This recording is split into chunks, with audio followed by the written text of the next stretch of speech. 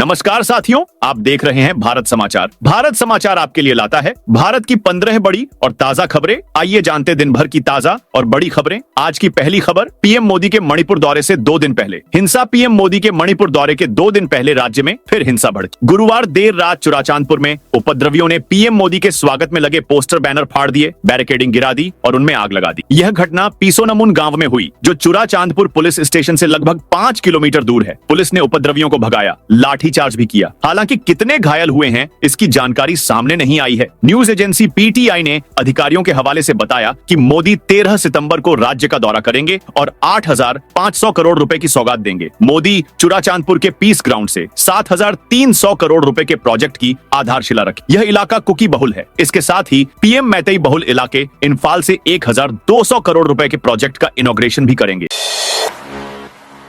CP Radhakrishnan Bharat के 15वें उपराष्ट्रपति सितंबर 2030 तक होगा। कार्यकाल नवनिर्वाचित उपराष्ट्रपति चंद्रपुरम पोन्नुसामी राधाकृष्णन ने 15वें उपराष्ट्रपति पद की शपथ ली। राष्ट्रपति भवन में राष्ट्रपति द्रौपदी मुर्मू ने राधाकृष्णन को शपथ दिलाई। राधाकृष्णन का कार्यकाल 11 सितंबर 2030 तक होगा। इस दौरान पीएम मोदी, गृह मंत्री अमित शाह, रक्षा मंत्री राजनाथ सिंह समेत कई राज्यों के मुख्यमंत्री शामिल हुए। पूर्व उपराष्ट्रपति हामिद अंसारी और वेंकैया नायडू भी समारोह में पहुंचे। इस्तीफा देने के 53 दिन बाद पूर्व उपराष्ट्रपति जगदीप धनखड़ भी किसी सार्वजनिक कार्यक्रम में नजर आए। धनखड़ ने 21 जुलाई को हेल्थ इश्यू के कारण इस्तीफा दिया था। नेपाल में सुशीला कार्की का पीएम बनना लगभग तय। नेपाल में केपी शर्मा ओली के प्रधानमंत्री पद से इस्तीफे को 48 घंटे हो गए हैं, लेकिन अभी तक अंतरिम प्रधानमंत्री तय नहीं हो सका है। इस पर बातचीत आज सुबह 9 बजे फिर से शुरू हो गई है। कल दिन भर चली चर्चा किसी नतीजे पर नहीं पहुंच सकी। मीडिया रिपोर्ट्स के मुताबिक सुशीला कार्की को अंतरिम पीएम बनाने पर लगभग सहमति बन गई है, लेकिन मौजूदा संसद को भंग करने या न करने पर चर्चा रुकी हुई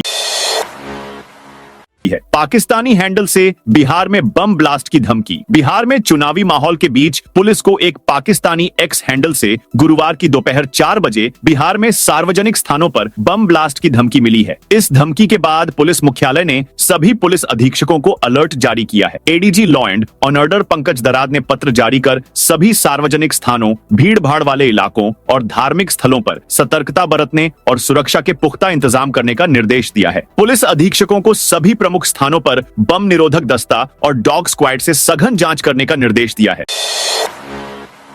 हरियाणा में एसएचओ को 1 घंटे लॉकअप में रखा। हरियाणा के कैथल में गुरुवार को कोर्ट ने एक एसएचओ को 1 घंटे के लिए लॉकअप में भेज दिया। एसएचओ इंस्पेक्टर राजेश कुमार की मौत केस में गवाही के लिए पेश नहीं हो रहे थे। कोर्ट ने जमानती से लेकर गैर जमानती वारंट तक जारी किए, लेकिन एसएचओ फिर भी नहीं आए। इसके बाद कोर्ट ने कैथल के एसपी को उनकी सैलरी अटैच कर और गिरफ्तार कर कोर्ट में पेश करने को कहा। इसके बाद गुरुवार को एसएचओ गवाही देने आए तो कोर्ट में उस वक्त किसी दूसरे केस की सुनवाई चल रही थी। एडिशनल सेशन जज मोहित अग्रवाल की कोर्ट ने करीब 10:30 बजे एसएचओ को हिरासत में लेकर लॉकअप में रखने को कहा।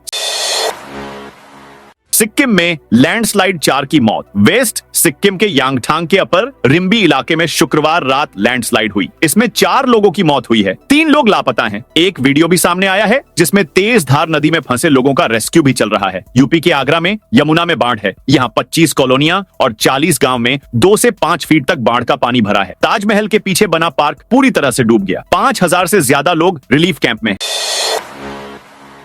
वायुसेना को नवंबर में 2 तेजस मार्क AK फाइटर जेट मिलेंगे। हिंदुस्तान एरोनॉटिक्स लिमिटेड नवंबर में भारतीय वायुसेना को 2 तेजस मार्क AK फाइटर जेट सौंपेगी। अधिकारियों ने कहा कि उसे अमेरिकी रक्षा कंपनी GE एरोस्पेस से एक जेट इंजन मिल गया है। इस महीने के अंत तक करीब 15 दिन बाद एक और इंजन मिल जाएगा। फरवरी 2021 में सरकार ने HAL के साथ 83 तेजस मार्क 1A खरीदने के लिए 48,000 करोड़ का करार किया था, लेकिन HAL अमेरिकी इंजन की डिलीवरी में देरी की वजह से अभी तक एक भी एयरक्राफ्ट नहीं सौंप पाया। उम्मीद है कि 2028 तक HAL सभी एयरक्राफ्ट्स वायुसेना को सौंप देगा। सोना 538 रुपए सस्ता होकर 1,09,097 पर पहुंचा। सोने चांदी के दाम में आज यानी 11 सितंबर को गिरावट रही। India Boolean and jewellers association के अनुसार आज सोना 538 रुपए सस्ता होकर 1,09,097 पर आ गया है। कल इसकी कीमत 1,09,635 प्रति 10 ग्राम थी। वहीं चांदी 99 रुपए कम होकर 1,24,499 रुपए प्रति किलो पर आ गई है। कल 1 किलो चांदी की कीमत 1,24,594 रुपए थी। गोल्ड ने 9 सितंबर कॉपर को 1,09,635 रुपए और सिल्वर ने 1,24,770 का ऑल टाइम हाई बनाया था।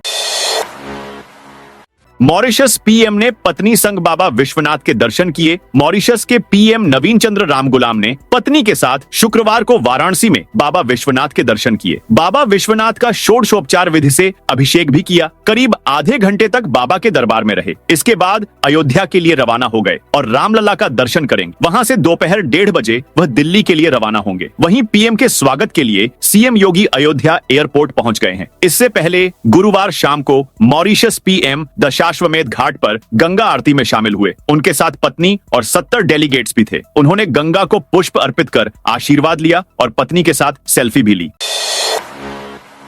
राहुल गांधी आज गुजरात आएंगे। राहुल गांधी शुक्रवार को गुजरात दौरे पर रहेंगे। वे आज जूनागढ़ के प्रेरणा धाम में हो रहे कांग्रेस के प्रशिक्षण शिविर में शामिल होंगे। राहुल गांधी दोपहर 1 बजे केशोद एयरपोर्ट पहुंचेंगे। वहां से सड़क मार्ग से जूनागढ़ के भवनाट में स्थित प्रेरणा धाम पहुंचेंगे। कार्यकर्ताओं को संबोधित करेंगे। इसके बाद राहुल गांधी दोपहर 2 बजे शिविर में कार्यकर्ताओं को संबोधित करेंगे। कांग्रेस का यह ट्रेनिंग कैंप गुजरात में कांग्रेस के नवनियुक्त शहर जिला अध्यक्षों के लिए हो रहा है। शिविर 10 से 19 सितंबर तक होगा।